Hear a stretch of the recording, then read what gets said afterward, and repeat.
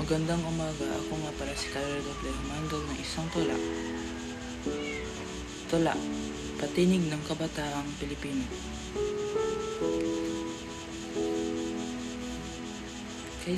Kasaysayan ng Pilipinas sa mga alon at dagat, bundok na matataas. Ang Pilipinas ay bayan ng tapang at lakas. Sa maktan at sa bawat laban ng ating dugo, bayani ang dumadaloy at sa bawat isa.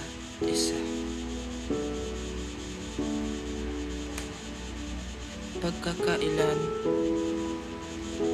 bilang Pilipino. Ako'y isang Pilipino, anak ng lahing kayumagi. Sa puso't diwa, ang kultura ay nag-aalab na parang apoy. Sa pag-awit ng kumandi, sa bawat sayaw ng tinikling, ang pagkakaisa, ating yaman, sa bawat araw ay minamahal.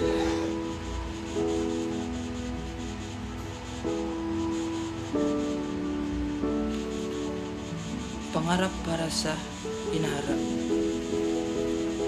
Kabataan, ang bayan, kami ang ilaw ng kasukdulan. Sa edukasyon at sipag, landas namin ay maliwanag. Sa bawat hakbang kami nagkakaisa para sa isang bansang malaya at maunlad.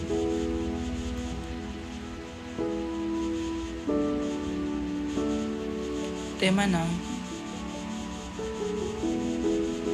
nasyonalismo at pagmalaki sa kultura. Sa bawat hibla ng aking pagkatao, nagsimula ang pagmamahal sa bayan ko. Sa bawat hibig at saya, ang kultura'y isinapuso. Sa bayanihan, tayo'y nagtutulungan. Pilipino ako.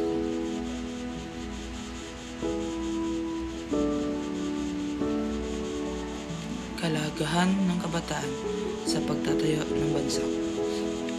Sa aming mga pangarap, ang pag-asa ay nagliliyab. Kami ang pag-asa, kabataan ng ating bayan, sa pagkakaisa at sa determinasyong tagumpay.